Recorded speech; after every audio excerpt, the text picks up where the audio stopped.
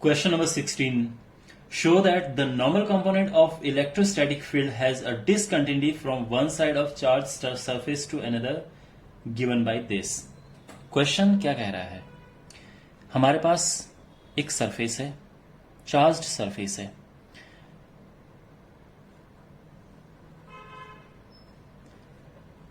ये है charged surface और इसमें चार्ज डेंसिटी है सिग्मा,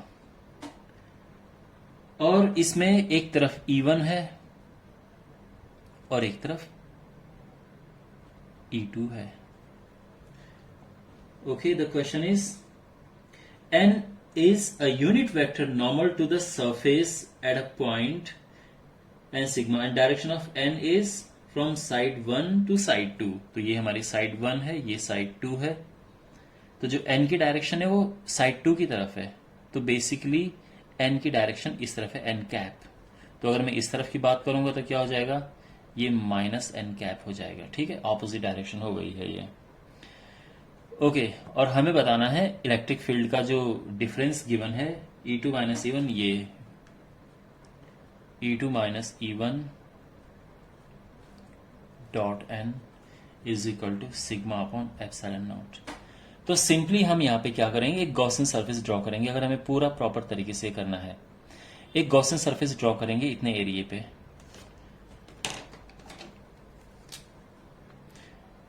तो ये है, और ये हमने गॉसियन सरफेस ड्रॉ की.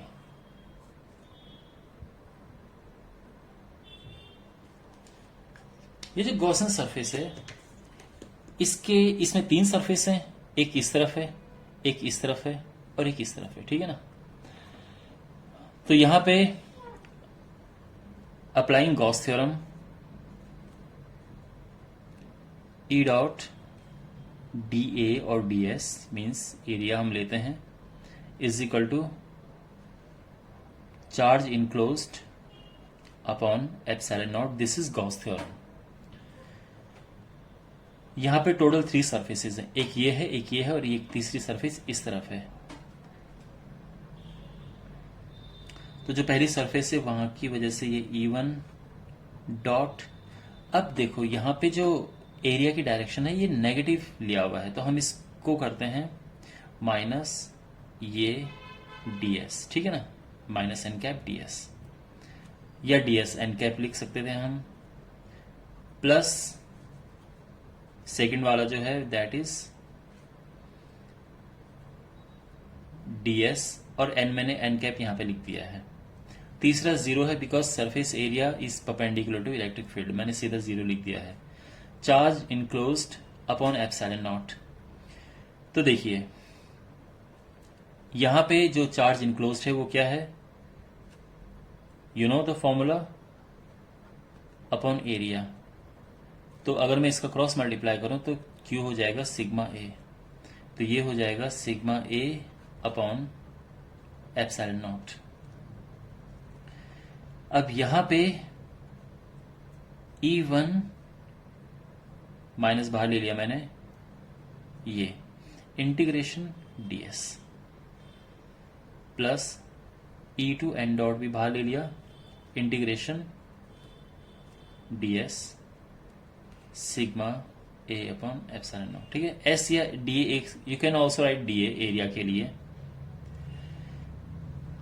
इसका जो एरिया है हमने ए लिया है, यहां पे ए एज्यूम किया था, ये एरिया ए है, ये भी एरिया ए है, तो ये एरिया इंटीग्रेशन ए आ जाएगा. सो माइनस E1 ये ए है, प्लस E2 ये भी area, is equal to sigma A upon epsilon naught. यहां पे ये आ जाएगा E2 minus E1 dot, you can clearly see, और a is equal to sigma A upon epsilon naught. A से ए कटेगा और फाइनली आ जाएगा E2 minus E1 is equal to sigma upon epsilon naught, और ये आंसर आ गया है. ओके, और इसके बाद है कि कोई कंडक्टर, इसके जस्ट आउटसाइड इलेक्ट्रिक फील्ड हमें बताना है sigma upon epsilon not an factorial, ये प्रूव करना है. यूजिंग दिस, जो हमने अभी जस्ट प्रूव किया है, E2 माइनस E1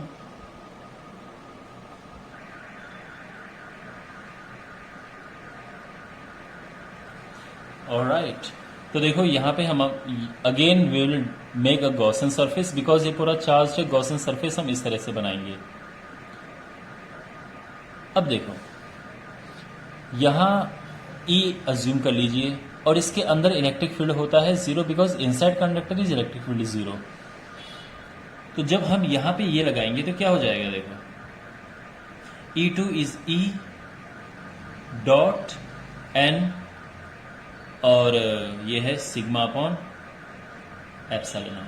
अंडरस्टैंड? तो यहां पे अगर हम E निकालेंगे तो क्या आएगा, तो यहां पे E आ जाएगा sigma upon epsilon not N vector. Understand? क्यों? क्योंकि अगर आप ये यहां पे रखते हो, since N cap dot N cap is 1, तो यहां पे हम एक काम कर सकते हैं। अगर आप ये सोच रहे हो कि ये कैसे आ गया, तो 1 की जगह पे हम क्या रख सकते हैं, N cap into N cap. समझ आ रहा है? और एक N कैप से एक N कैप कट गया, तो बाकी आपके सामने ये रिजल्ट है।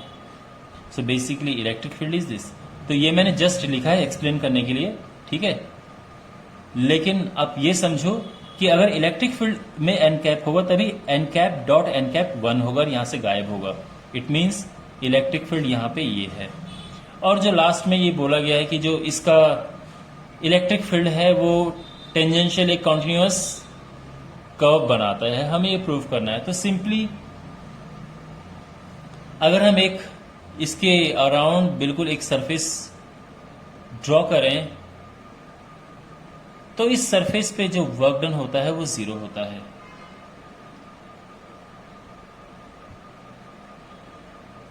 Work done along this is 0, और इस वजह से जो इलेक्ट्रिक फील्ड है that is continuous. Okay, you can also say that इसमें जो इलेक्ट्रिक फील्ड का कंपोनेंट होता है लाइन इंटीग्रल, वो 0 होता है बिकॉज वर्क डन 0 है। तो यहां पे सिंस ये 0 है तभी ये कंटिन्यूअस, जब ये नॉन 0 होता है तो ये डिसकंटिन्यूअस होता है। अंडरस्टैंड? तो आई होप आपको समझ आ गया होगा। Well, see in the next video.